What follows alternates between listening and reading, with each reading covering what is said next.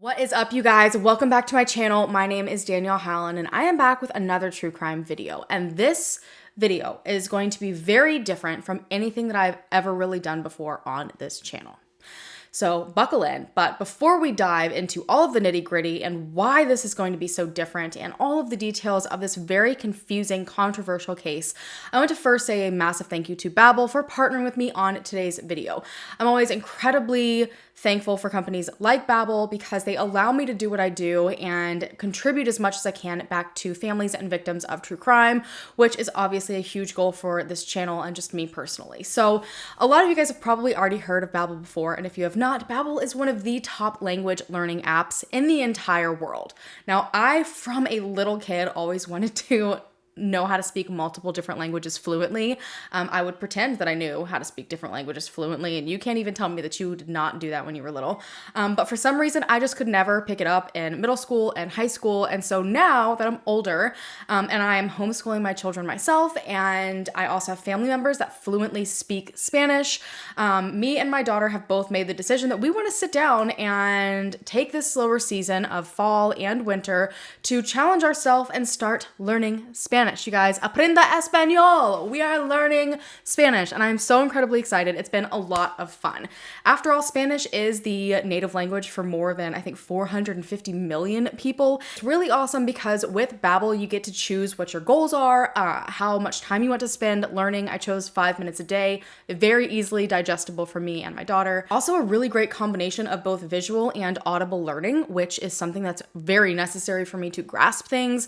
Plus, it's conversational, so it's very practical, and I think that was what was missing when I was trying to learn languages back in middle school and high school. Babbel also has a few different subscriptions that you can choose from based on your needs, and that includes a lifetime subscription, which is absolutely what I am doing because you can just keep on keeping on, you guys. The sky is the limit with a lifetime subscription. You can also learn on the computer, which is what I do with my children when we're going through Spanish, and then there's also a very convenient app that you can have on your phone. I feel like it completely makes the task of learning a new language a lot less daunting, and so I've thoroughly enjoyed it so far. You guys also have the ability to learn a new language with me and enjoy it as much as I do by going to the link down below. You can get 60% off of your own subscription. I'm honestly so freaking excited about this. This is like something I've wanted to do my entire life so far. And so I really hope you guys choose to take advantage of it. This time of year is like the absolute perfect time of year to be doing this. And if you do decide to take this journey with me, let me know down below what language you are choosing to learn. Thank you again to Babbel for partnering with me on today's video. I really am incredibly appreciative of different companies and brands that choose to support my channel. And now onto the details of today's case. Now, this particular case, as I stated, is a very complicated one. So to give you a very brief rundown before I even explain any further why it's so complicated, so you can probably gather a lot of that yourself. On April 14th, 2022, 12-year-old Sean Daugherty was found hanging from a swing set in his backyard in Yorktown, Virginia. So this is an incredibly recent case, you guys, which typically I don't cover recent cases. They're very, very fluid. Things are always changing. New information's always coming out. I never, ever want to potentially harm the family or the investigation by covering something so recent. But this case is like the exact opposite of all of that. There was technically an investigation into the death of Sean Daugherty, but on June 2nd, 2022, just months after he was found hanging from the swing set, the Sheriff's Department and ME announced that it was found to be self-inflicted, and that has not sat well for a lot of people that have looked into this case, probably majority of the people that have looked into the case. And unfortunately, when this occurred, for reasons unknown to us, obviously we can speculate, the law enforcement seemed that they did not want anyone to cover this case. So right after this happened, it was not on the news. I am looking right now. I have so much pulled up on my laptop that we're going to be going through, but a quick search of Sean Daugherty death in Google brings up two articles, and that's it. And those were both released and one was released in August and one was released 3 weeks ago. So there was essentially nothing out there about what was happening when it occurred. According to Sean's family, they have many reasons that they believe that he did not end his own life, that this is actually something much deeper than that this is potentially a homicide, and that essentially the York County Sheriff's Department is dismissing all of their concerns. And so when it was announced that this was deemed self-inflicted, the family decided after a couple of months during, I believe, August, like mid-August, that they were going to start a social media campaign. They felt like everything they were saying, all of this help they were crying out for, was just not being responded to. Nobody was listening. And so they felt the best way they could get people to listen and get support was through social media. There's a What Happened to Sean Facebook page. I will say, just to be very upfront and open, about 98% of my information today comes directly from this page. There is a very, very small amount of information that has ever been released by the Sheriff's Department. So I cannot verify majority of what I'm saying. And that is not to discredit the family. It's not to discredit the police department.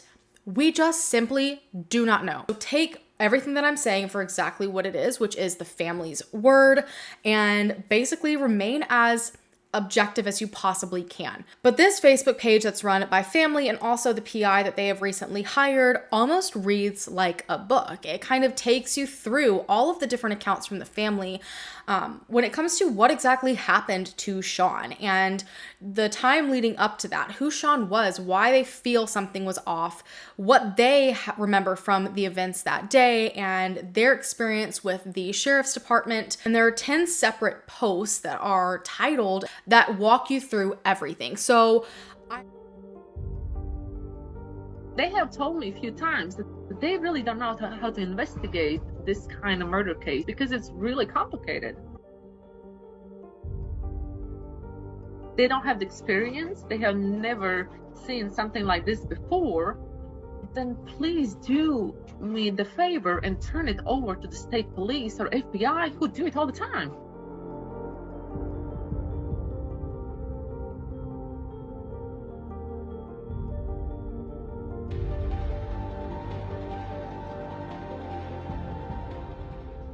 We just had amazing vacation. He just got back on a Sunday. It was the reward for the kids. He had got all A's. He was in a very good spirit. Chair wasn't exactly next to him. Please didn't ask many questions.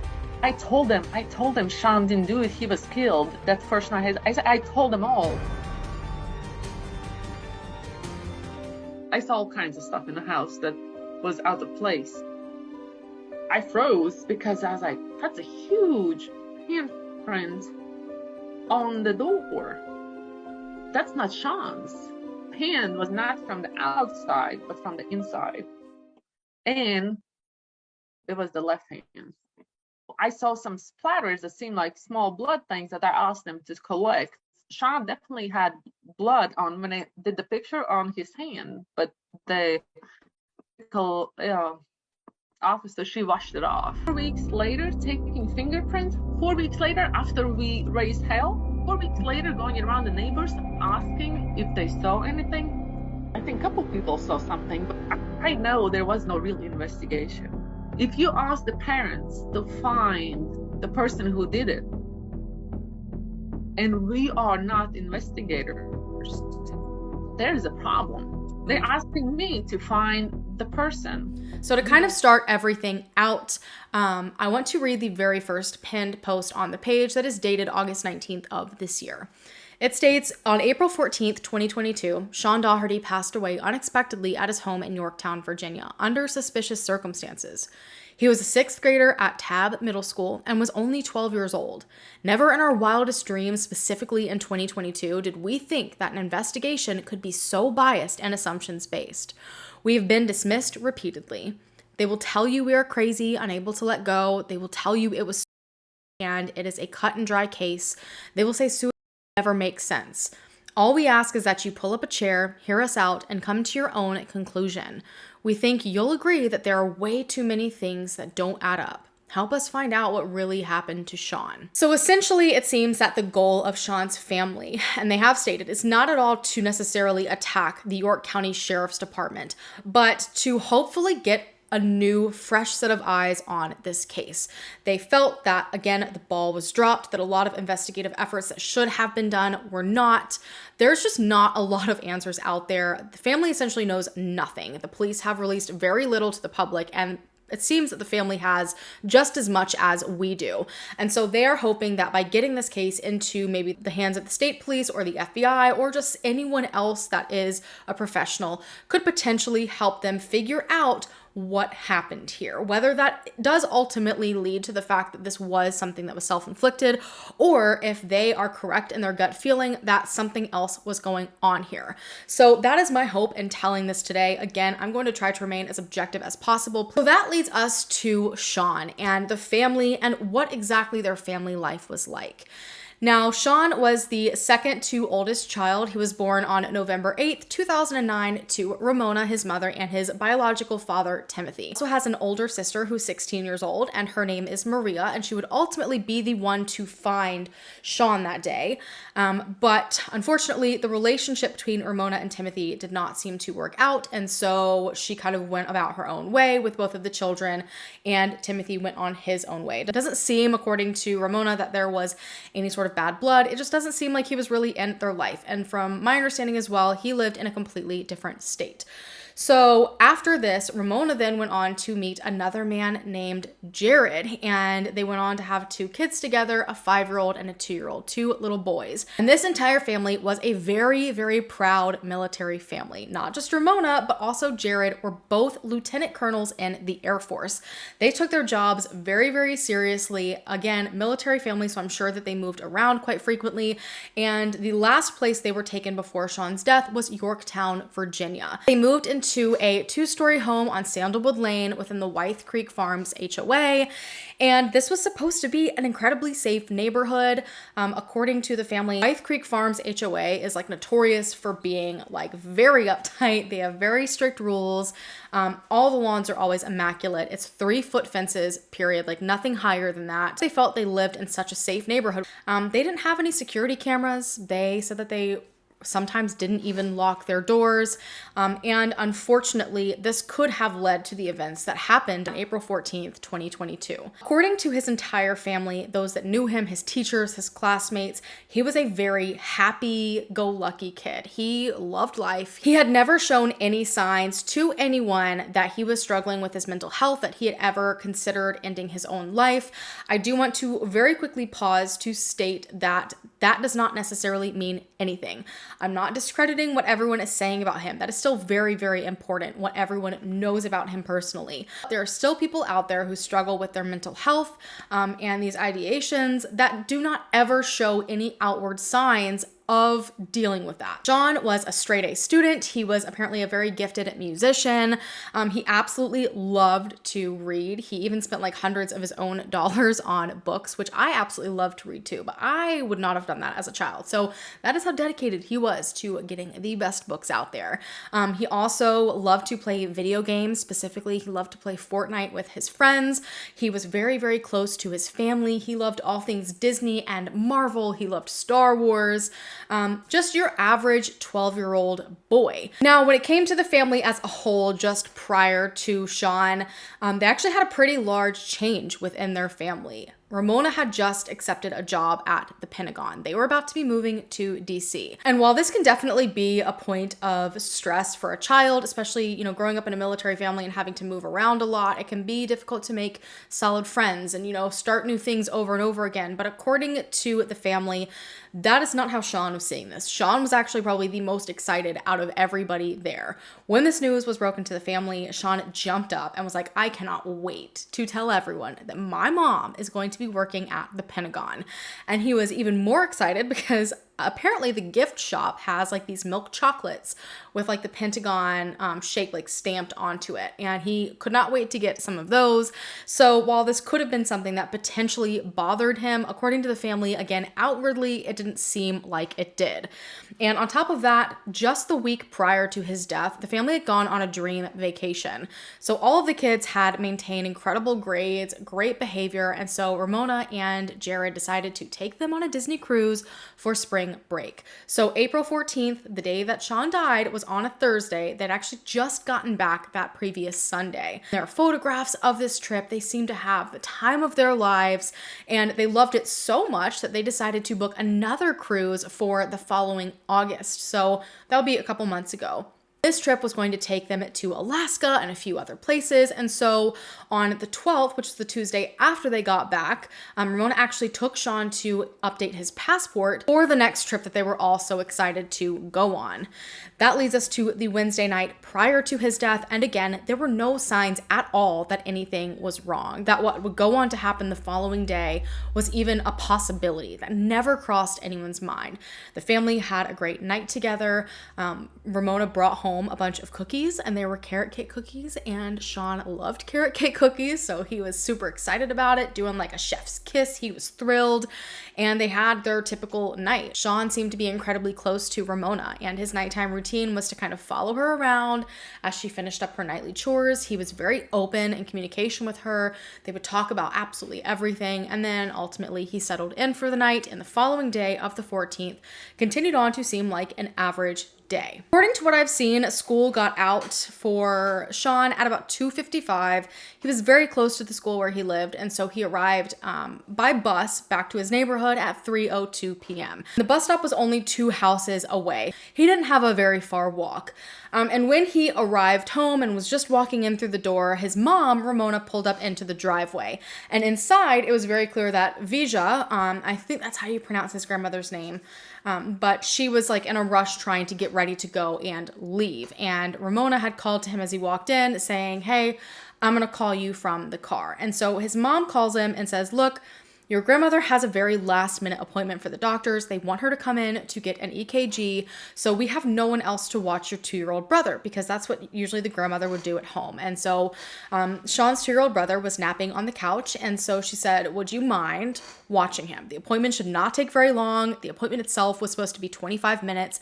I don't think they expect it to be gone much longer than an hour and a half." And Sean agreed with this. And according to Ramona, he was actually very excited. Obviously, as a kid, when you're offered this big opportunity to babysit, you feel big, okay? You feel like you're in charge. It's a pretty cool experience.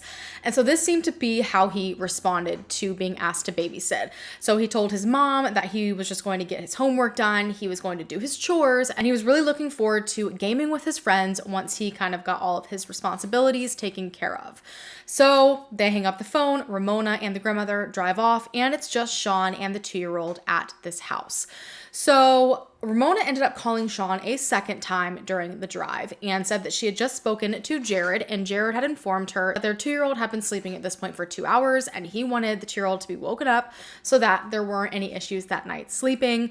And so she's like, "Look, do you mind waking your brother up, give him a snack, and then maybe you guys can watch a movie downstairs, and by the time that's done, we should be home." Again, Sean seemed to completely agree with this. He was actually laughing, and they had a joke between each other because his mom had called him while he was like upstairs on the toilet pooping.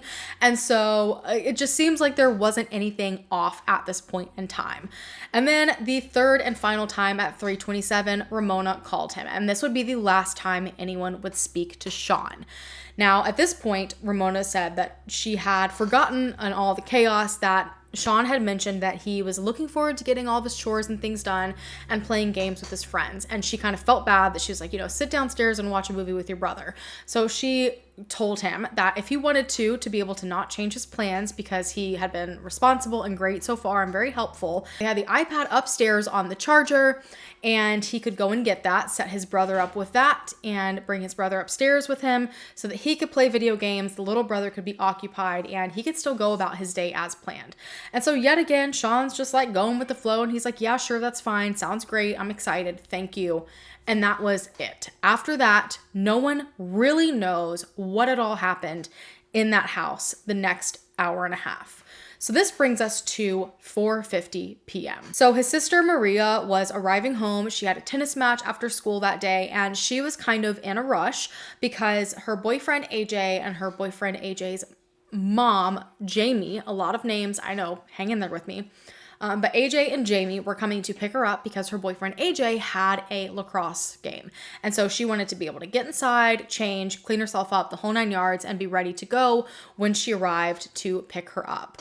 And when she got to the front door, she was irritated because it was locked. And so she was knocking, trying to get someone to come and answer it. There was nothing. So Maria ultimately ended up calling Ramona. So her mom explained to her that he was watching their 2-year-old brother, that he was probably upstairs playing video games and just couldn't hear her or something. So she suggested that Maria go around the back of the house to get into the home, see if the back door was locked. Maria ended up calling and texting Sean a few times, but when there wasn't any response, she proceeded to go around the side of the home. Now, from the way the layout is described, you've got the front of the house, the garage is on the left side, and then there's 2 separate gates to get into the backyard. There's one on the right and one on the left. According to the family, the one on the right is like covered by a bush. No one ever really goes in that way. You can't even really see there's a gate there. But regardless, I believe Maria went around the left side of the house into the gate, and she froze in her tracks. She saw someone hanging from the swing set in the backyard. So this brings us to the 4th post on the What Happened to Sean Facebook page that is titled, Where is Sean? And I'm going to kind of read the words straight from the family or the PI. One of those is writing this to show what exactly was found by Maria. This post says, quote, "She froze at that moment, entering a state of shock as she tried to process what she was seeing. A person was hanging from their swing set, unnaturally with a bag over their head. She looked around trying to figure out if she could get into the house before the stranger got to her, but she realized the figure was not moving, nor was it facing her. Utterly confused, she scanned the yard to make sure she wasn't alone and locked eyes with a landscaper mowing the neighbor's yard, who was also very puzzled and just standing there." So side note, there are now 2 witnesses seeing who would eventually be found to be Sean hanging from the swing set. So back at it. Suddenly confident since she wasn't alone, she came within a 15-foot radius and called out, "Hello?" But there was no response. Thoughts chaotically ran through her mind as she tried to process what she was seeing. The hands and legs looked so familiar. It was Sean. Hysterically, she ran up to her brother and confirmed it was him by looking closely at his hands, which were both bound to his waist by a belt and discolored from lack of circulation.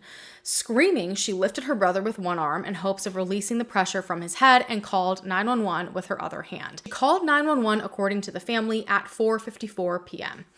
She removed him from his hanging position by simply lifting the shoelace-type string over his head with 3 fingers, brought him down to the ground, and performed CPR for 6 minutes with the assistance of the 911 dispatchers until the EMTs took over. So this is already a very weird scene, okay? Because how on earth did a 12-year-old manage to hang himself from a pretty tall swing set with a bag over his head while his hands were pinned to his waist by a belt? And also, according to the family, his glasses were found kind of tossed out to the side of him, and one lens was missing and the glasses were broken. And they have said that he needed those glasses to see, that his vision was very bad. And so while it already seems like a complicated situation that he was in, that to an extent seems like it could have been physically impossible for him to do himself. The fact that he also couldn't see on top of that just makes it seem more suspicious. But it just goes deeper from there. So again, back to the post. He was suspended by his chin, not his neck. At any point, he could have stood up and saved himself, but he did not. His feet were dragging on the ground, and his bent knees were mere inches from the ground as well. In fact, normal hanging injuries weren't present. It looked like he had been killed elsewhere and propped ornamentally outside and suspended like a doll. His knees were so close to the ground that you could see the bottoms of his feet, and they were clean. How could he have perfectly clean feet if he had walked barefoot from the house to the swing set through their swampy spring yard? It was April, and the whole yard was mud and dust. So at this point, you can see very, very strange setup here. A lot of things according to the family, and just through common sense so far, without any investigation having been done, seem strange. The way that he was hanging there, the way that the ligature was around his chin and not his neck is strange. And so there was just a lot to take in here. And when the EMTs arrived, they immediately began resuscitation efforts. Now, this is something that has been stated by the sheriff's office. I'm trying to differentiate from what the family says and the sheriff's, just so we know for sure and are very clear. But the sheriff's office has stated that there was in fact a chair near the swing, according to what the EMTs reported and according to what the sheriff's reported. They first responders had to actually move that chair that was originally on the back patio of the home away from the swing set. And they had to kind of move the swings up and over the swing set to be able to work on Sean. I believe that they're saying that he had used the chair in some way, shape, or form when ending his life. According to the family, the first responders had a very hard time even taking off the belt because it was so tightly bound around him. Granted, we do not know how long at this point he had been hanging there. It could have been upwards of 1.5 hours. And so I don't know, with swelling and blood movement and, any of that, how that could have potentially changed how tight the belt could have been. But regardless, they had a hard time getting it off of him to perform these efforts. And while all this is going on, Ramona arrives home, and this is what she comes home to.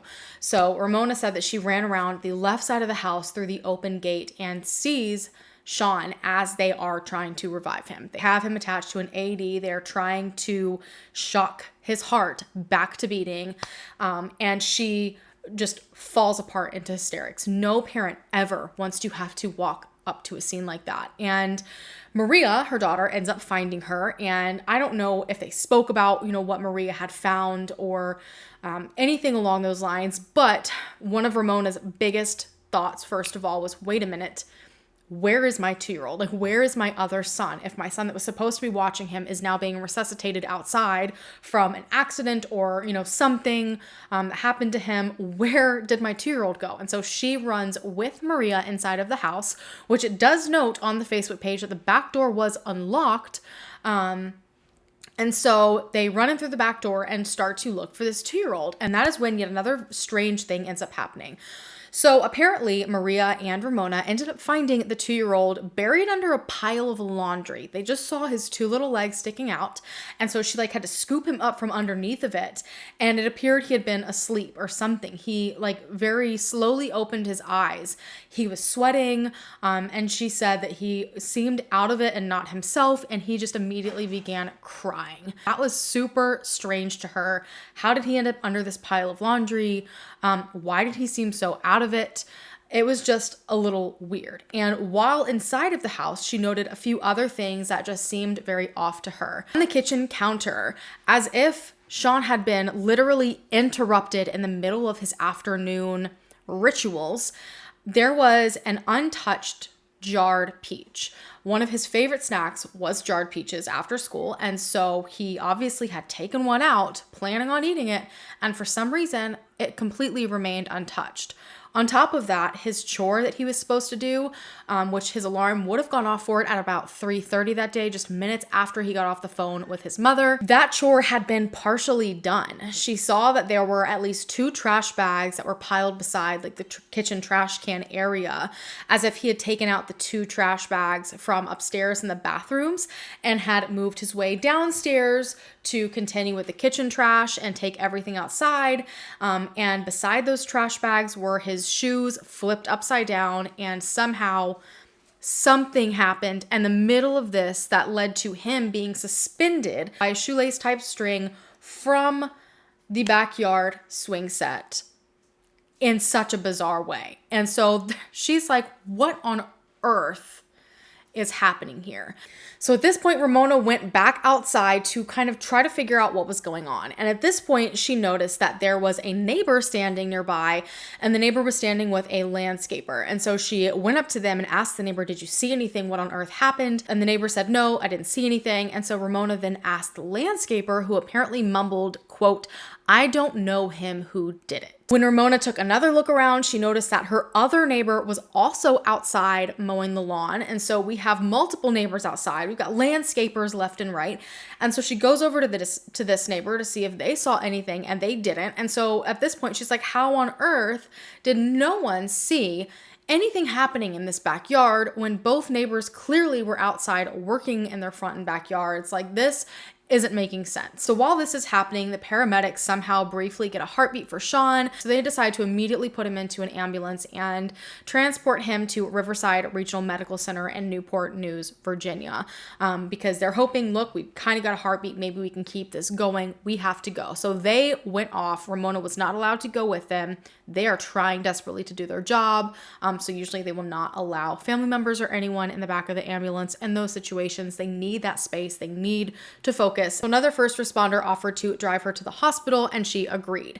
But before she was able to leave, Maria's boyfriend AJ and his mom Jamie pulled up also to this chaos, and they're like, what on earth happened? So they briefly explain the situation, and Ramona ends up asking Jamie if she will watch everyone that is there. The grandmother's there, obviously the 16-year-old Maria, the 2-year-old, and she obviously agrees. So off Ramona goes to the hospital. And by the time she arrives to the hospital, it has unfortunately been found that it had just been too long. They were too late getting to Sean. He had been hanging for quite some time, whether it was the whole hour and a half, no one seems to know, but it was long enough to where they could not sustain any sort of heartbeat. So he ended up being pronounced dead. Ramona was able to go back into the room with her son to say her final goodbyes, and tried to understand what happened, how any of this happened. She was able to note that his feet were clean, and she kissed them for the last time. Noted that his face looked as if nothing had happened to him. Like, he just seemed to be sleeping. He didn't have any bruising on his face. There was no swelling. His eyes weren't bulging or bloodshot. She said his eyes were clear, and the only sign that he was gone were his blown pupils. She held both of his hands and noticed that on his right hand, he had a little bit of blood between his fourth and fifth finger. And so at this point, she decided to take pictures of that blood. And as she lifted his arm out from underneath the blanket that was covering him, she noticed that for some reason, 12-year-old Sean was wearing his stepfather's clothing. He had on a button-up dress shirt that belonged to Jared. And she immediately let out a massive blood-curdling scream. Thoughts were rushing through Ramona's head because she could not figure out why on earth Sean would have been in his stepfather's clothing. But all she could think of was that something was not right. She felt that it was possible someone put him into these clothes. There was no logical reason to her why he would be in them. And so she began to panic and worry that maybe someone was in the house. And so right away, investigators rush into this room and are like, why are you screaming? What is going on? So she explains the situation, that he's not even wearing his own clothing. And so right away, they kind of usher her out of the room to start an investigation, and she is put in a room by herself. Now, Ramona ends up calling Jamie and saying, get out of the house. I left you all there, but there's a huge chance someone could be in the house. There were still 2 officers remaining at the home during this time, and so they were able to go in and clear the home behind Maria and everyone else that had remained there. There wasn't anyone there, but Ramona could not get over this sick gut feeling that something wasn't right here. She remembered at this point vividly when she walked into the backyard. She noticed that Sean didn't appear to be wearing any pants. His bare legs were sticking out. He was barefoot, but she vividly remembered seeing black underwear, and he didn't have any black underwear, meaning that Sean wasn't just wearing his stepfather's shirt. He was like head to toe, top to bottom, wearing the stepfather's clothing, because he was apparently wearing pants when first responders got there, but obviously like between the process of removing the belt and all of that, those things came off. Jared at this point had arrived to the hospital, and he wanted to be able to also say goodbyes to his son, but authorities had totally sealed off this room so far. They were prepping him to be moved to the ME for further forensic evidence and testing to be done. They had bagged his hands, and so Jared was no longer allowed in the room. room. And at this point, the investigating officers alerted them that they were about to transport Sean by EMS to their own location, to the ME's office, and that the family was going to have to stay in a hotel that night. They said, look, we have your house cordoned off. We're investigating there. You guys can't be there tonight. And so back at the house, everyone was kind of trying to gather themselves to figure out where they were going to stay that night. And thankfully, it seemed that a lot of the neighborhood was, very thoughtful during all of this, because the entire family is sitting out on the front lawn. And thankfully, one neighbor thought of the 79-year-old grandmother and brought her a chair to sit in. There was another neighbor that brought the entire family pizza to make sure that they had something to eat. And Jamie is there trying to gather everybody up along with Ramona's boss to take them to the Langley Air Force Base to stay at a hotel where they could feel somewhat safe. And apparently during this, another very strange thing occurred. While everyone was trying to load up to head to the hotel, there was one female neighbor that repeatedly tried to talk to Maria, the 16-year-old daughter. And Jamie kept having to say, now is not the time. You need to back off. Like, you need to give her space. And this neighbor would kind of walk off and come right back and try to talk to her again. And they described this neighbor as being, quote, skittish. And so this neighbor, when being told to go away, would sometimes say things like, don't worry, Maria, it'll be fine. Like, everything's going to be fine. And it just seemed super weird and off to them. But ultimately, they all headed off to the airport, and the children were reunited with their parents. This was an incredibly difficult day for this family, understandably. And Maria had actually been questioned by investigators back at the house without her family present. However, Jamie had been there to supervise the entire thing. But according to Maria, it seemed pretty clear that the authorities were only looking at this as a suicide. Questions that they asked were not really exploring any other possibility.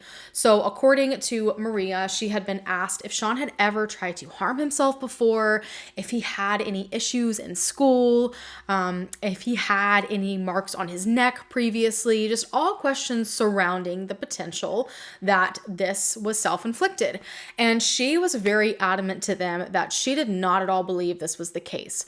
First and foremost, she said that the way that she found him hanging was so unnatural that she was like, there's absolutely no way. And he was so low to the ground. She said that he could have stood up and saved himself essentially in a heartbeat. She was so disturbed by the way that she found him in that particular positioning that she sketched out a drawing of how he was found and tried to give it to authorities, but according to the family, authorities did not take it.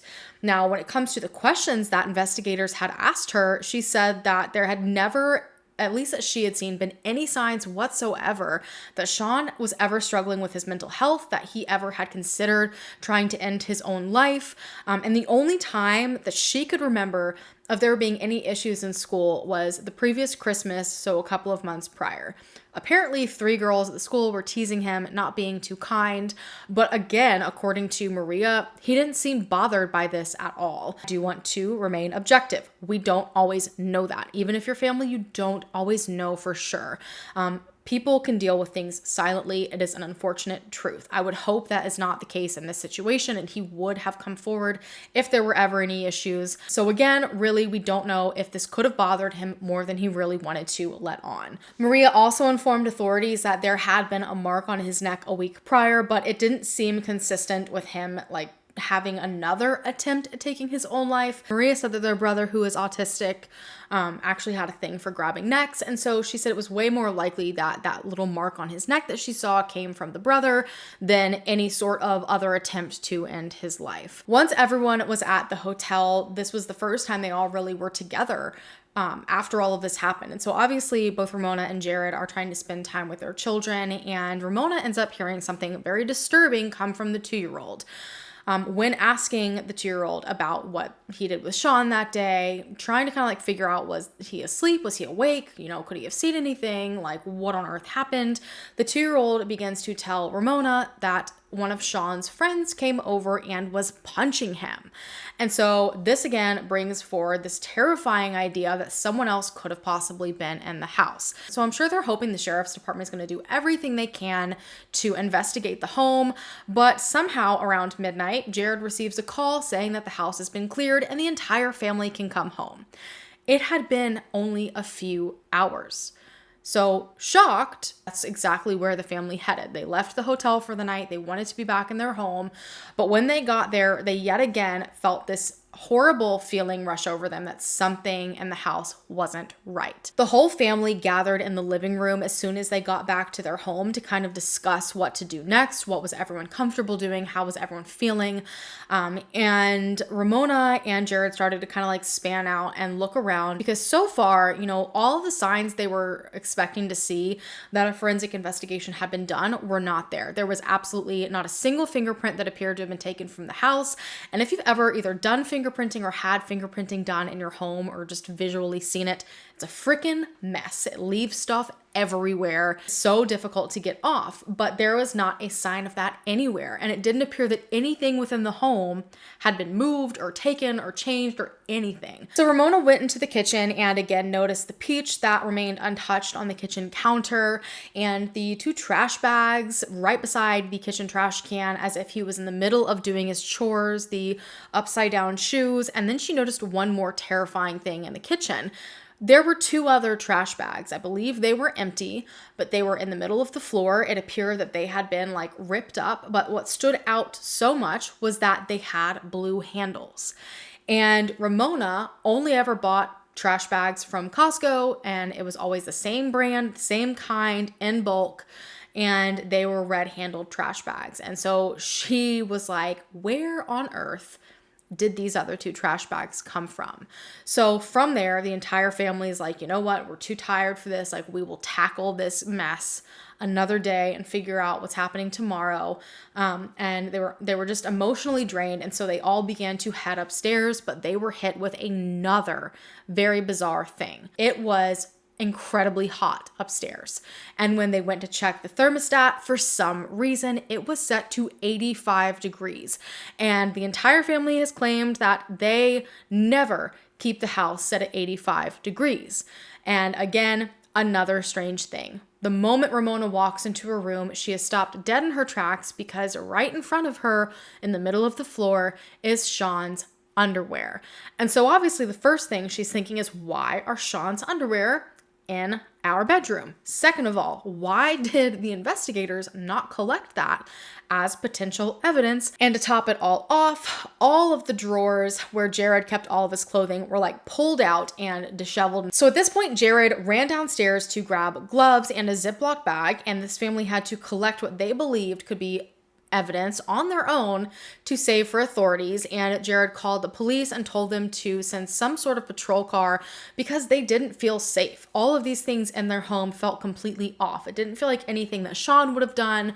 And so they wanted someone to be watching them just in case. And keep in mind, during all of this too, they are in the Air Force. And she was about to go and work at the Pentagon. And so during all of this, there's also this eerie feeling that maybe their status in the government could potentially make them a target for some reason.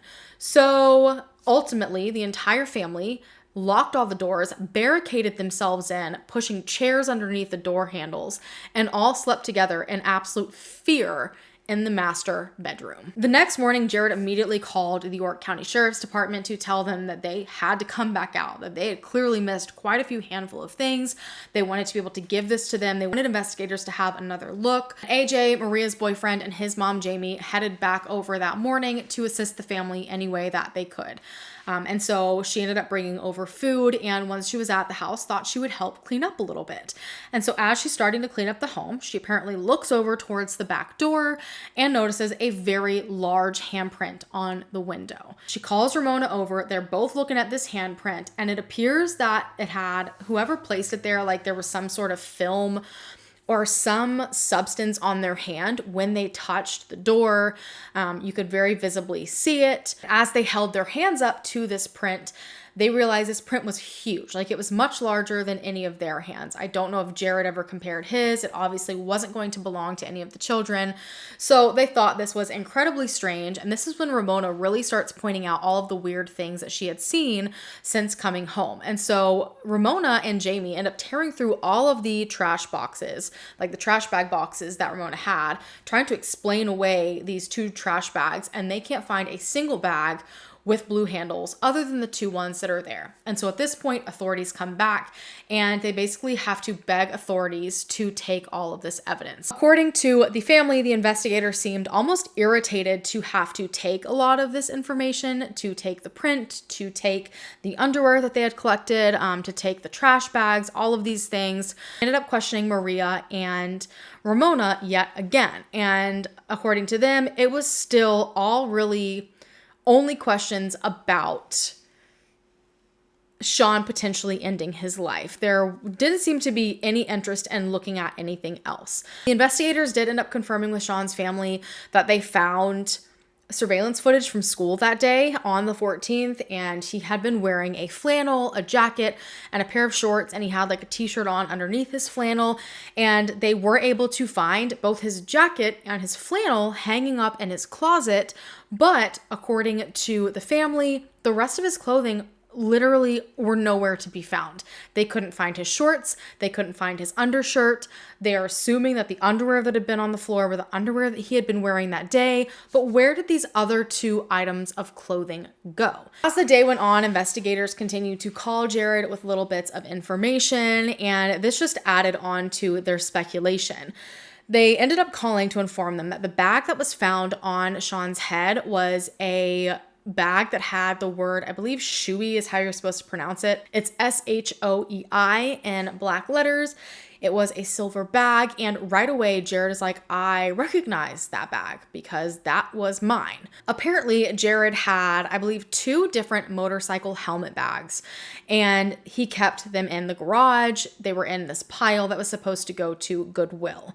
And when they went into the garage to check to see if it was in fact one of the 2 bags that he had laying there, they were able to confirm that one of the bags was missing. And interestingly, the other bag that remained, missing the little string that was used to cinch the bag up. And ultimately, that would be found to be what was suspending Sean. Ramona and Jared again have claimed that they found this incredibly strange because they were a military family. And had Sean, for whatever reason, decided he wanted to end his life, he would have known that they had an absurd amount of boxes and duffel bags filled with rope, military grade paracord. So to them, it was a very odd choice. And on top of that, when they were in the garage, they noticed that there were a handful of boots in there that appeared to be halfway unlaced. So it almost seemed as if someone like tried to unlace some of the boots to use the shoelaces and then said, oh, I don't think this will work, and then moved on to the bag. So to them, it seemed like this was someone like haphazardly grabbing any items they could, which they didn't believe if this really was Sean who did this, that would have been something he would have done. And when you look at how like sophisticated all of this was, like the putting a bag over the head and, belting the arms down to the side, if this was self-inflicted and so intentional and like somewhat planned, it seems kind of odd that this one part would seem thrown together. It also didn't make sense because there were even more options that he would have had upstairs. He, for some reason, in the middle of his snack, in the middle of, taking out the trash, decided, look, now's the time I'm going to do this. Let's say he went upstairs and got into his stepfather's clothing for reasons we may never understand. He also had gym bags upstairs with very similar like rope and string on it.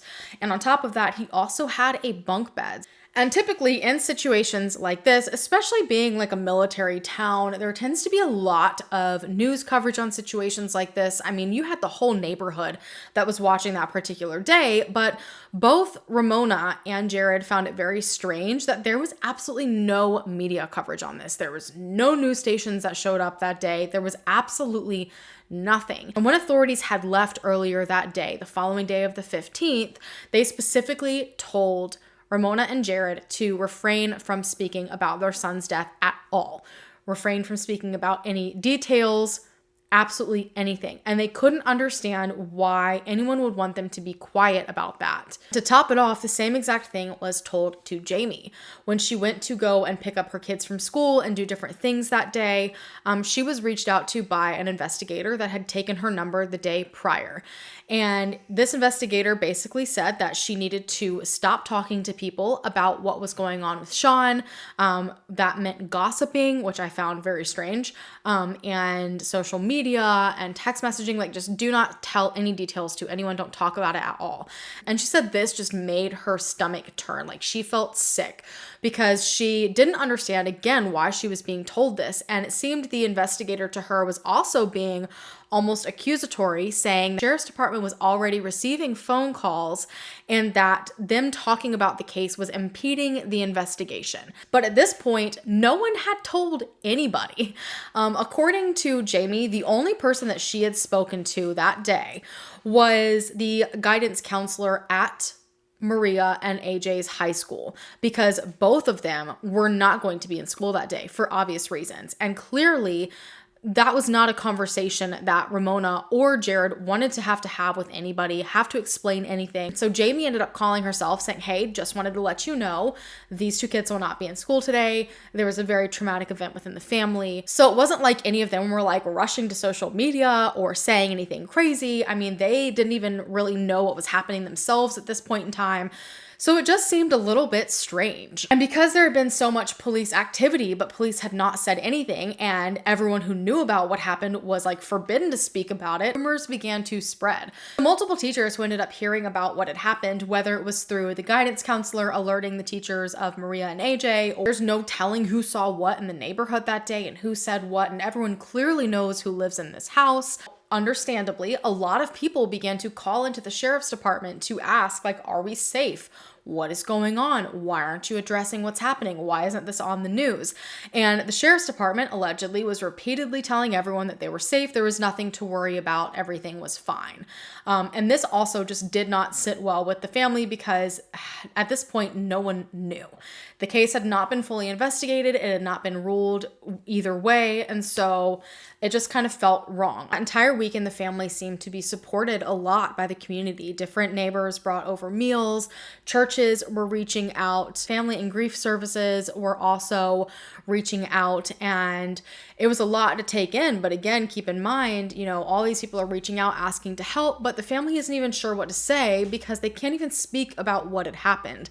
And finally, by that following Monday, the community ended up being alerted. So essentially, it seems that Monday, the sheriff's department sent different officers down to the schools to first alert the teachers. And that following Tuesday, they ultimately alerted all of the students. And I guess the sheriff's department had an entire talk about ending your life. So I will say that I know things look a certain way. However, it is their job to investigate all possibilities until they have hard evidence that it's one way or another, especially because this was a child, a 12-year-old, who, according to all accounts and even evidence within the home, had been fine going about his day, and then you have this bizarre situation happen. That Monday as well, just 3 days after this all occurred, another investigator was sent to the home to give the family Sean's glasses.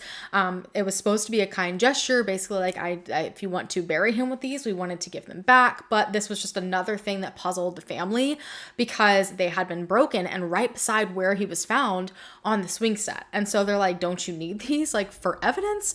And they were like, oh no, it's already been tested. We're fine. You can take it. But that is not, from at least what I have seen, typical. Usually evidence is kept for an extended period of time until they know they're not going to need it again. And I'm not sure what they could have accomplished forensically in 3 days with that pair of glasses. According to Ramona, after the school had been finally publicly alerted, she ended up getting a phone call. And this is very interesting to me. Allegedly, all of Sean's 6th grade core teachers got on like a group phone call to her saying that they were very concerned about what they had been told by the sheriff's department, because they said that entire day and the entirety that they had known Sean, there had never been a single red flag to them that made any of this make sense. And so they were basically saying, we have doubts and we all want you to know that. And so at this point, Ramona and Jared began to essentially launch like their own investigation. So in that following week after his death, they started to go around and speak to different neighbors. And despite the sheriff's department telling them that they, were investigating and not to worry about anything and, they're looking into everything, When Jared and Ramona went to speak to these neighbors, the neighbors told them that the police had not spoken to any of them. So not only had police closed the crime scene within a few hours, but also they had not even spoken to anyone in the surrounding area, which the largest red flag to me is the fact that there was a landscaper there, the only witness other than Maria, that saw exactly how Sean was hanging, exactly how he was found.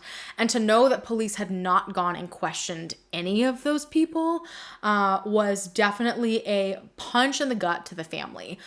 So they started to speak to anyone in the neighborhood that they could and started asking people for their surveillance footage. They wanted to see if anyone possibly captured anything that day. There was one neighbor that had tons of video cameras, but unfortunately they hadn't been working for years.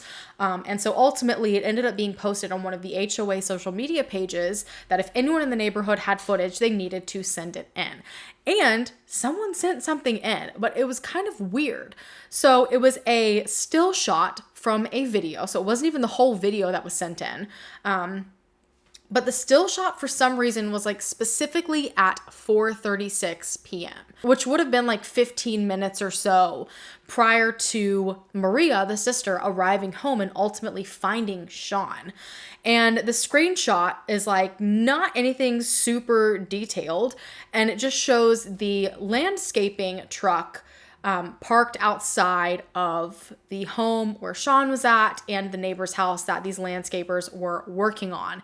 And no one knows why this individual seemingly just sent just this one screenshot out of the entire video. And apparently multiple people have asked this individual to hand over the rest of the video to see if anything at all is captured in the entirety of it, but for some unknown reason, this person apparently will not hand the video over. And I have absolutely no idea if police have ever gone to this individual and tried themselves to get a hold of the footage.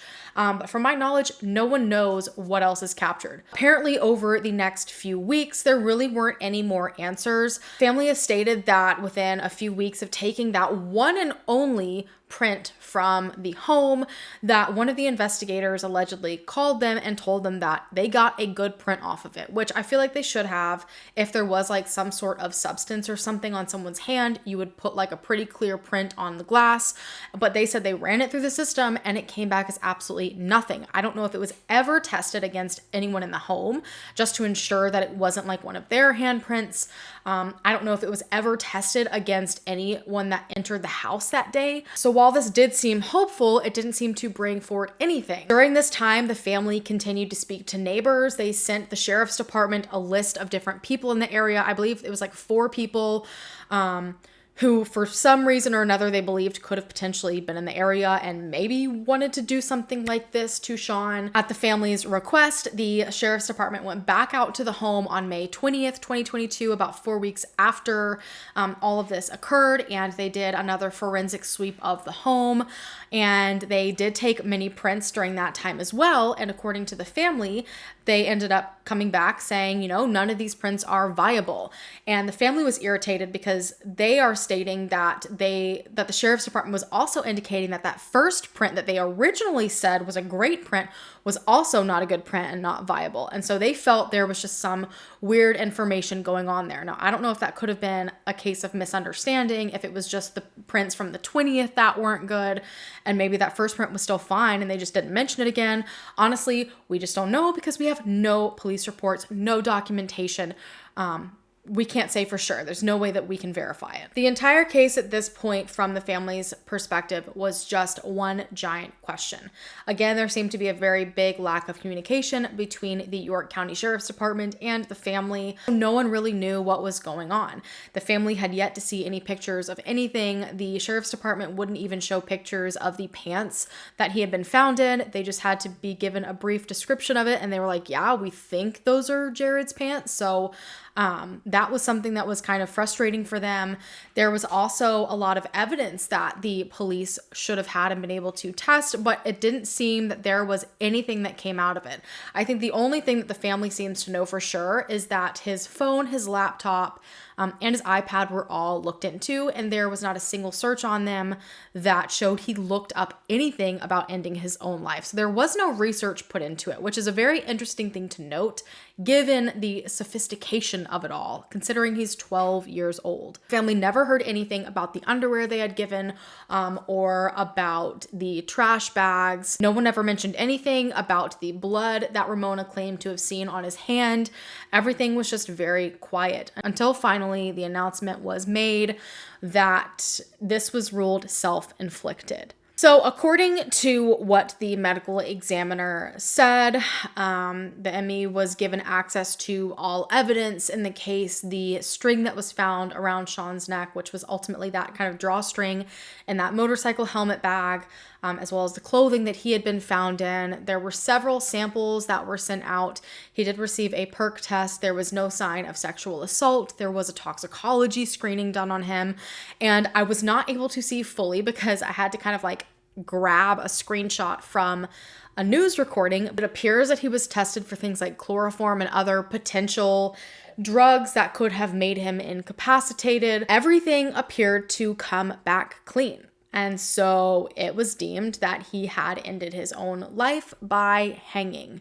Then all of this information was another red flag that made the family believe that there was something more going on here. Why had the law enforcement wanted them to remain quiet? Why didn't they want anyone asking questions? Why didn't they fully investigate the crime scene? Why didn't they take more evidence? All of these different things. Why did it take them, over a week to go around and question the neighbors? Why didn't they ask for surveillance footage? Just all of these different things. And interestingly, in the notes from the ER doctor, it was written down that there was a, quote, history of self-demising ideations. And nobody knew where on earth the ER doctor would have gotten that. So the family claims that all of their medical records are on base and that there was nothing in those records at all that indicated that Sean had ever had those ideations whatsoever. And Ramona and Jared, the ones at the hospital, also did not tell the ER doctor this. But what they did know is that a lot of the investigators were there. And when you look at some of the original reports, and again, those can be screen grabbed on the very few news reports of this, it says that they responded to a self-inflicted death. So it seems that from the beginning, there was this preconceived notion. And I've spoken about this before, that this is incredibly dangerous when it comes to investigating cases. Again, I'm not a professional. What do I know? I've looked up a lot of different studies on this and how having a preconceived notion like that and stating you're going to something before you even know exactly what it is and before you investigate to come to any conclusion, that can guide how the investigation goes. There are studies on it. I'm not just talking out of my butt right now. And so I think it's very possible Sean was taken to the ER and they're like, oh, this kid did this to himself. And that could have also in turn affected how the ER started to handle things. And even more interesting, despite the fact that the ER claims this, the ME actually has down that there is no known history of depression or those ideations. Clearly, there was something along the way that put that thought into someone's mind. Someone had to have said that to the ER doctor. So it seems that the family is worried because the lead investigator was at the medical examiner's office as the autopsy was happening. And so there is this worry that maybe this investigator could have said something to plant a seed that turned into something different and changed how the entirety of this case has been seen. Because also, according to the family, the ME did not make a decision for a while. This remained undecided for quite some time. I can't confirm that. So according to more screenshots of the ME report, there were no signs of blunt force injuries, no defensive wounds. This is very interesting because, police also found no sign of a struggle within the home. And so according to Sean's body, there also is no sign that he had any sort of struggle with someone, which again kind of throws this question in of, okay, well, if someone did this to him, did he just let it happen? You know, there were no drugs, so he had not been given anything. You would feel there would be something there, because it would take a lot for someone to come in, either dress him or get him to get dressed into his stepfather's clothing for some strange reason, and then ultimately kill him, leaving no evidence of how on the body. And there are multiple different things that can happen in a hanging death. You can have like a broken hyoid bone. There's usually some sort of ligature mark on the neck from that pressure. Depending on where things are placed, you also can first like pass out and essentially suffocate. There's a few different like technical causes of death, and I have no idea what exactly this is listed down as, and if it's possible that that cause could be from anything other than hanging. On top of that, there were also some superficial abrasions on his forehead, his right cheek, and his right shoulder. However, the ME did state that they believe this could be from the resuscitation attempts. There was no like petechiae or swelling in his eyes or anything like that. So all of these other things, the family is claiming that all of the staple things you would expect to see with a hanging, you're just not seeing. So this is another one of their large arguments that something is off. Now, I do want to state, I did look this up a little bit. I listened to a few different experts and their opinions on this, and I found out there is something that is called a partial or incomplete hanging. So while his hanging was described by his family as unnatural, it's actually very common when it comes to incomplete or partial hangings. Now, I don't know how common those hangings are as compared to like complete hangings. So by definition, an incomplete or partial hanging is where a part of the individual's body is touching something like a surface below them. So either they're in a kneeling position or sitting down. There's multiple different ways that this can be done. And basically what ends up happening in this situation is that there is no like snapping of the neck or a breaking of the hyoid bone. There's no jerking that like dislocates the neck. It's nothing like that. It's actually seen as, for a lack of better words, the more comfortable way to do this, which sounds so awful. I literally hate talking about this so much.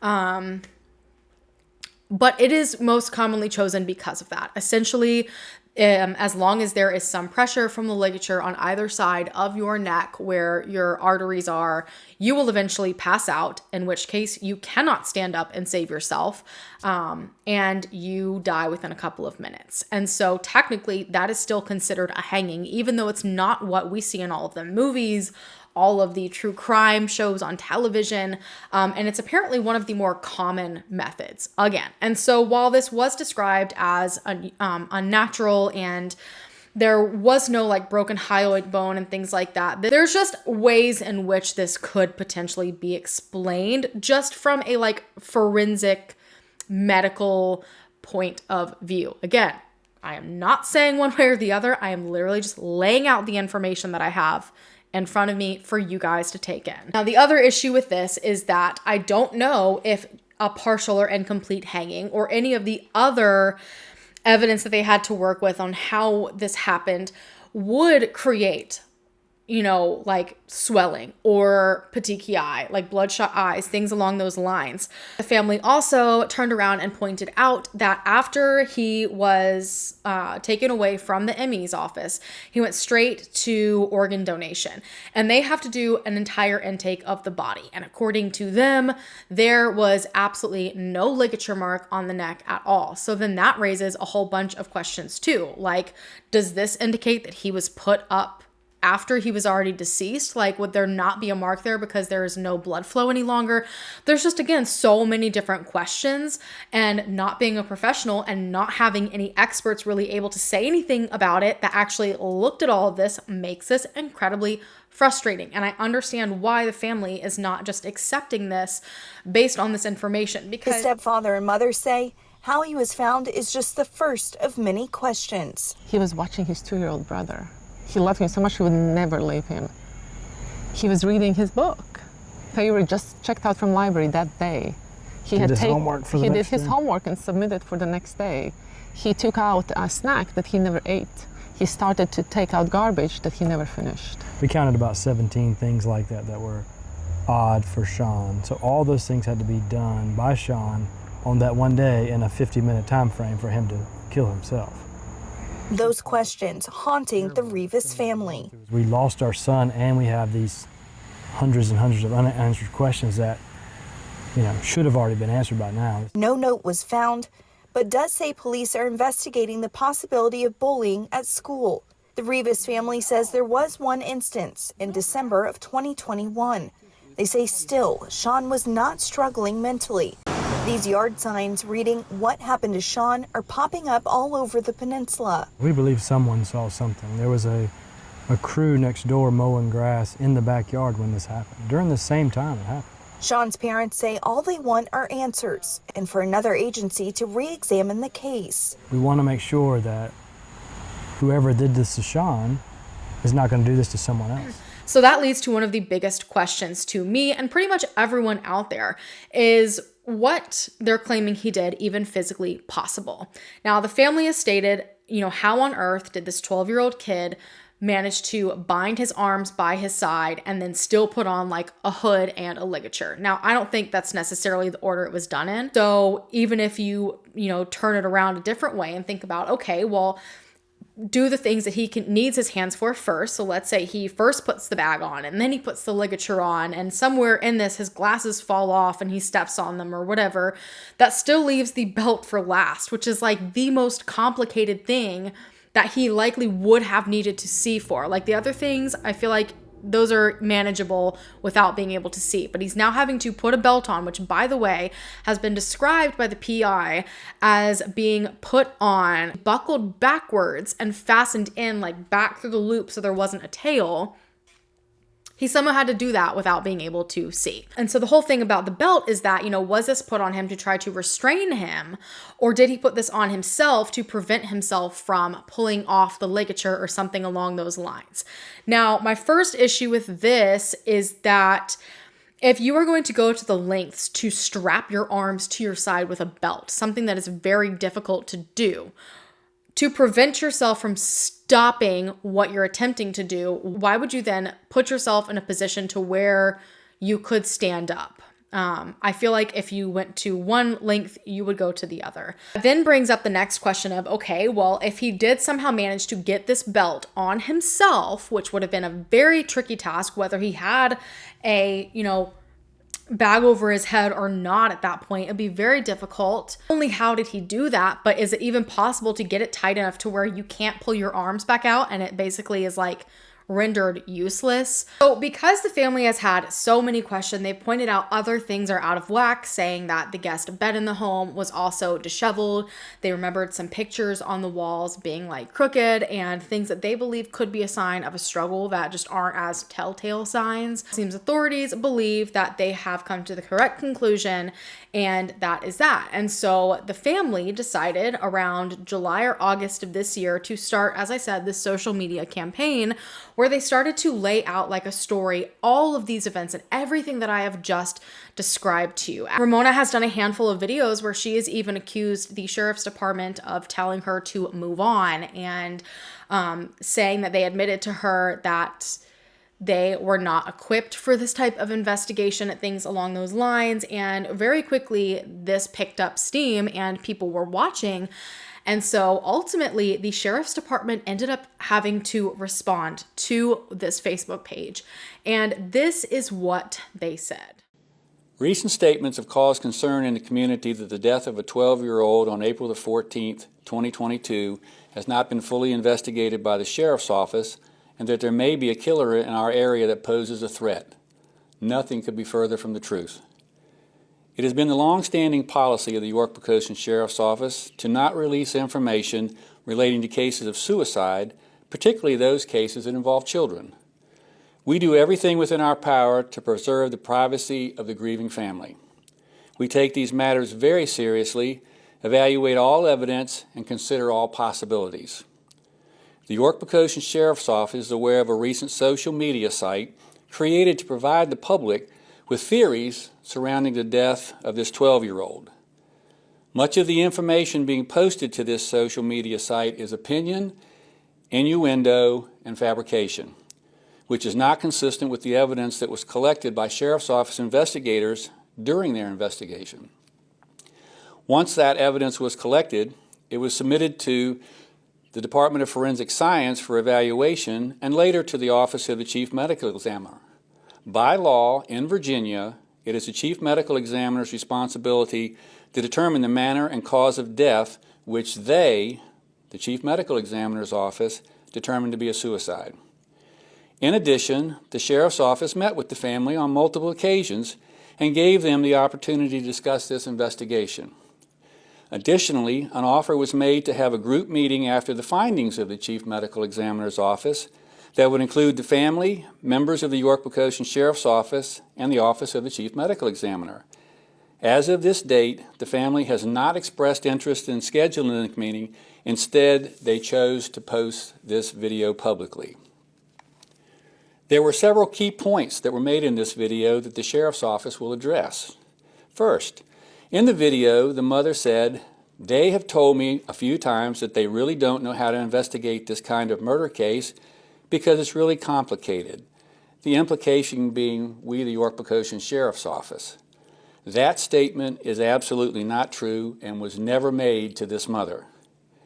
Our investigators are recognized in the Hampton Roads area as professional, caring, competent major crimes investigators. They have investigated and solved numerous cases that include homicides, suicides, rapes, and robberies. They have several decades of investigative experience within the division. The investigation divisions consist of graduates of the Virginia Forensic Science Academy, which has certified them as crime scene experts. Along with processing the scene and interviewing witnesses and the family, investigators interviewed a significant number of people to include surrounding neighbors, lawn care personnel, school officials, friends of the 12-year-old, and other community members. The results of these initial interviews did not identify any potential suspects. Also during the course of this investigation, the family provided information on individuals they believe may be involved in the case. Their suspicions were based on people that they merely believed to be in the area at the time of the incident. These individuals were all located, interviewed, and ruled out as persons of interest by Sheriff's Office investigators. The evidence collected and documentation shows many discrepancies in the version that was put forth on the family's page. The videos and photos you see on their social media site are not from the actual scene. They have been fabricated. First, the video of the man walking in front of their house is from 1 month after the incident, not the day of the incident.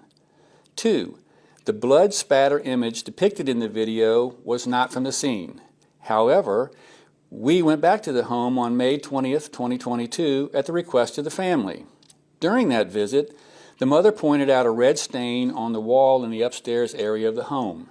Investigators photographed that stain on that date. Later, investigators reviewed the photographs that were taken on April the 14th, 2022, the day of the tragedy, and that stain was not present on that wall on April the 14th, 2022. In the mother's video, she states that her 2-year-old child witnessed the events that occurred in the house. During a recorded interview on April the 14th, 2022, between the mother and Sheriff's Office investigators, she stated when she left the house that afternoon to take her mother to an appointment, the child was asleep. When she returned home after the tragedy had been discovered, she is quoted as saying to the Sheriff's Office investigator, quote, "Thank God he was still asleep," meaning the 2-year-old. The information that she stated in her video about the 2-year-old has never been disclosed to the Sheriff's Office. In the mother's video, she states there was mud in the backyard, even refers to it as swampy. And she noted that there was no dirt on the 12-year-old's feet. Images from the day of the incident on April the 14th show that the grass was not wet and the yard was not swampy. There have been many statements on this website regarding the alleged staging of the scene. The photo of the backyard displayed on the social media site shows a swing set and a chair. It's important to note that the swings that are wrapped over the top post of the swing set and the chair were moved by York County Fire and Life Safety personnel in order to create enough space to render life-saving measures. The chair was moved from its original location under the swing by fire and life safety personnel where the 12-year-old was hanging, to the front of the swing set, and the swings were moved to provide workspace. Our investigation determined that the chair was originally located on the deck at the rear of the home and was moved to the swing set area. Also during the course of our investigation, DNA samples were collected from the cord that the 12-year-old was found suspended from. This cord was not a shoestring. It came from a motorcycle helmet bag that belonged to the stepfather that had been previously located in the garage. The 12-year-old's DNA was the only DNA found on this cord. Specifically, the DNA swabs were taken from the knot placed in that cord, and the only DNA on that knot belonged to the 12-year-old. In the video, there's an allegation that members of the YPSO, the York Poquoson Sheriff's Office, washed blood from the 12-year-old. At no point did any member of the Sheriff's Office clean or remove any blood from the scene or the child.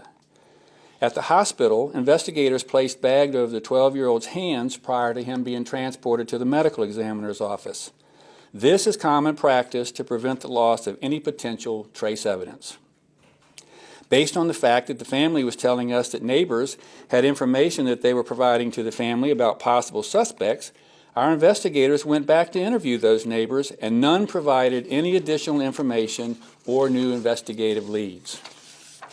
There is a statement in the mother's video about the unusual location of the 12-year-old's underwear.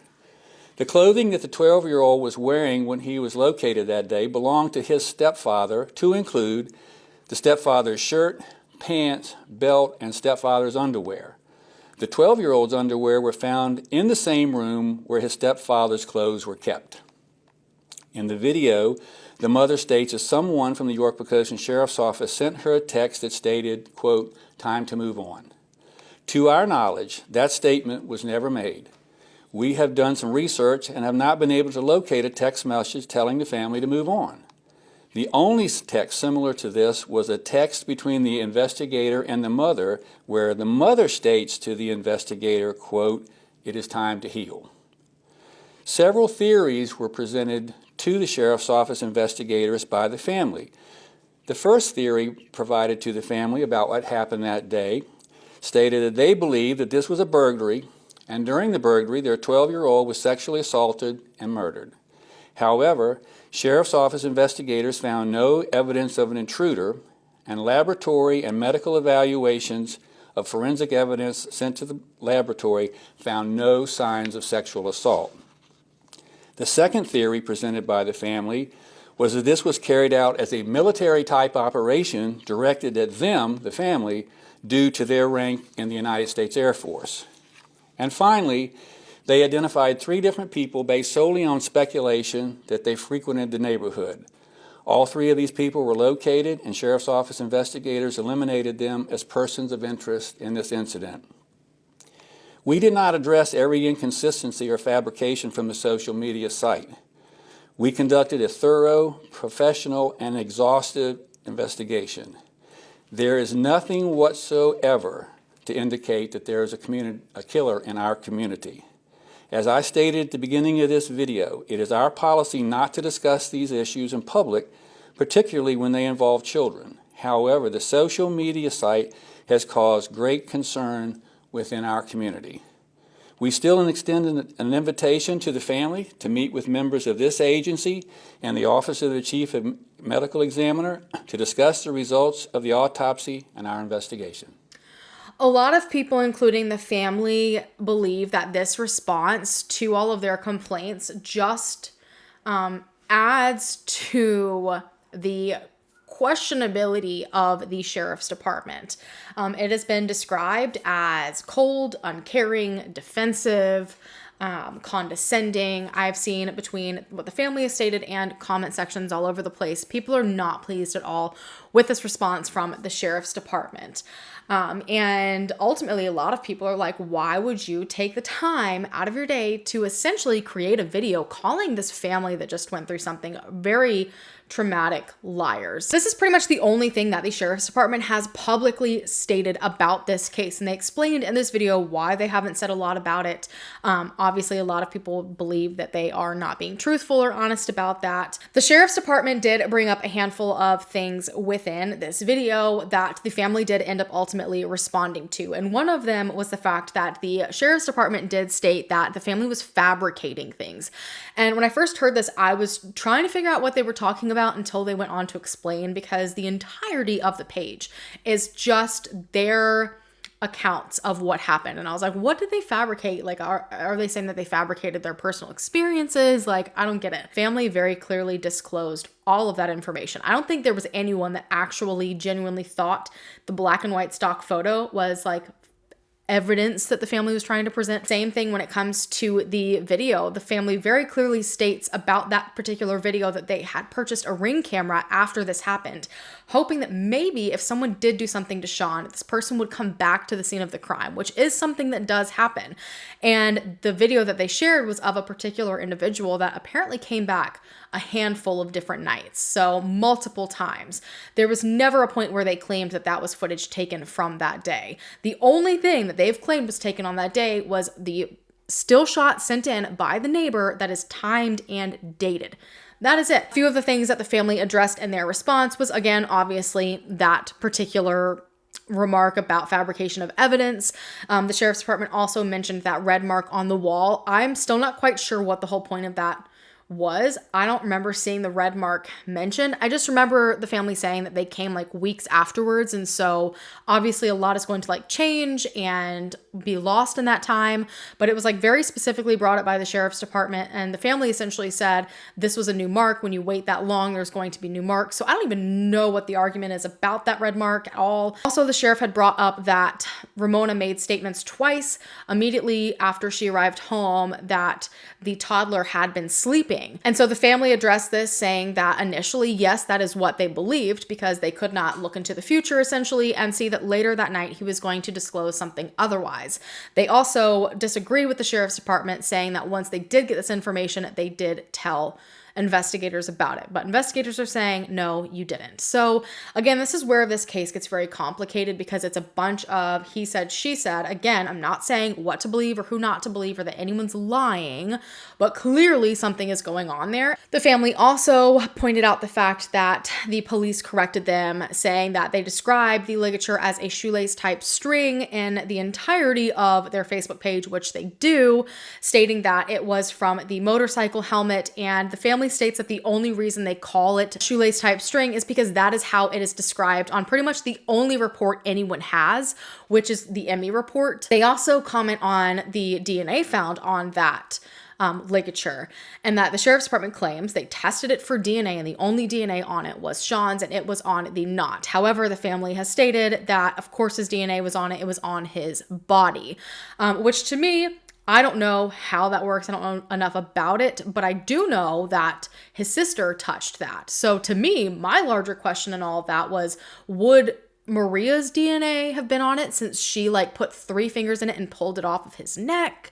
So that's kind of my bigger question in all of that. So the sheriff's department essentially said, like, we understand you have all these questions, but like there is not a killer running around out there. Like, we have all of the evidence that we collected. We questioned everybody, neighbors, the landscapers, all of this. We have done DNA testing, done all these things. There's nothing that points us any other direction, but the family still says, no, we don't agree with this. And according to the PI, despite the fact that the sheriff's department is saying that they questioned the landscapers, the PI has said that the 3 landscapers there that day, including the one that was potentially the only other witness to Sean hanging there before any first responders came, allegedly were not directly questioned. And it's just really frustrating. And even more so because I cannot even figure out if this case is closed or not. Despite the fact that it has been ruled self-demise, I have seen some statements from the PI saying that the case has not been closed. It actually is still remaining open.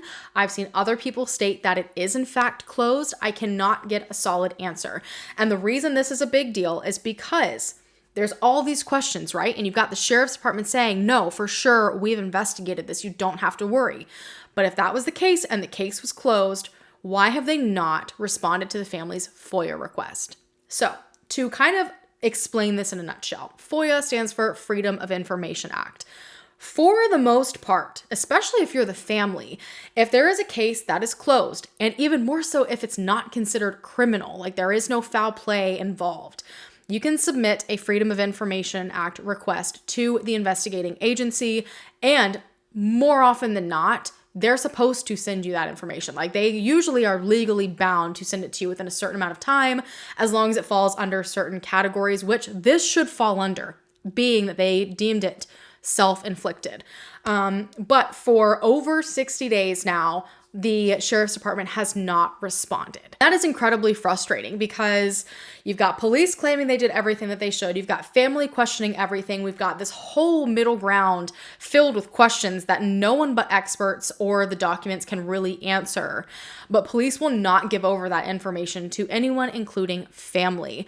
And there's a lot of speculation from the family and commenters and tons of people that have looked into this that have stated that the sheriff's department is purposely, more than likely, not closing the case because when they do, they have to hand over that information, and it could very easily show that they did not do what they were supposed to do. That certain leads were not followed. There was never any other avenue of investigative efforts that were done. And the reason why this is so important is because the sheriff of York County is retiring and running for Senate in 2023. So this is a whole can of worms. There's a lot going on here. The family just wants someone else to look at this. While you can explain a lot of things, while it is possible this was an incomplete or a partial hanging, this maybe isn't an unnatural, method. Can we prove that the way that he was bound and all this information, can we prove that it was physically possible? Is this normal to not see things like petechial hemorrhaging? Like there's too much left to not at least warrant another look into it. And that's even with, trying to look at this very objectively and with an open mind and see every which way it can go. I understand why the family wants another look. It's hard to think that this 12-year-old boy who had never apparently looked up any information regarding ending his own life, somehow came up with this very complex idea involving multiple different moving parts between a very specific ligature covering his head, this belt, stopping his hands from reaching up, all of these different things. He even checked a library book out that day, and it was like out in the house as if he was about to start reading it. So I don't know. I am not one to really lean into plans for the future being very obvious signs that someone is not intending on taking their life, but it's just almost like the very abruptness of it that is getting to me the most. Paired with why on earth was he in his stepfather's clothing? And like, how come the bag over his head also belonged to the stepfather? It wasn't anywhere in the house. That wasn't grabbed by chance. It just seems strange. I have so many different questions. And you heard what the sheriff's department said, that the family theorized maybe this was some sex offender. There were apparently multiple sex offenders in the area. Maybe someone had an issue with the government status of one of the parents. Again, we don't know. And since the family clearly has brought all of this information public, they have gone public about their son, there should be no reason that the sheriff's department won't publicly address a lot of these questions, even if it's not to us, to the family. I don't know what happened. I don't know if this is a situation where the family, which is very common, is struggling a lot with accepting the fact that someone they love decided to end their life. And it's a very difficult thing for families to grasp. And that's not something that's abnormal. It's not something to be ashamed of. It is something that unfortunately happens. Or is this a situation where a lot was overlooked? The sheriff's department dropped the ball, and there could potentially be someone very dangerous out there. So again, I feel like this is one where you could sit and theorize all day long. You could look at every single inch of this case and come up with so many different opinions and ideas, but ultimately, I just don't think that's going to help the family. I really don't. There has been some coverage on this by, again, a handful of people that are helping the family. The sheriff's department did state in their press conference that they have already offered the family to come and sit down with them and go over all of the evidence, all of their findings. Again, I'm not sure if that's true or not. Maybe they did offer it, maybe they didn't. If they did, why didn't the family accept it? But at this point, I think that there's such a broken relationship between the sheriff's department and the family that even if they did decide to sit down together, I don't think that would benefit anybody, which why to me, I agree that there needs to be some sort of third party here, whether that be the state police or, you know, the FBI, whoever they believe should be brought in. That is essentially the family's goal. Someone else to look at this and relay that information to them. Profiling with Pat Brown. She is a criminal profiler. She's spoken about this on her YouTube channel as well and actually offered pro bono to come in as a third party to look at this. She's very familiar with cases like this, and according to the Facebook page, the family's actually already reached out to her to try to see if she can be brought into this. So hopefully there is something there. There is a petition that you can sign online, and the hopes of the petition is, again, to get this in front of the right eyes. I'm hoping they don't ultimately end up needing that for someone to be able to look into this, or for them to at least have all of the documents released to them. I hope that in the end, this family that has gone through a very, very traumatic event ultimately feels like they are able to get the answers to all of the questions that they have, regardless of what way it ends up going. I genuinely hope that there was not some secret that Sean was hiding deep down that would cause him to feel the need to end his life, while at the same time, I am desperately hoping that some other individual was not responsible for doing this to him. There is no good outcome. There is no better outcome. Regardless of which way it goes, this family lost a son. They lost a brother. They lost a loved one, a grandson.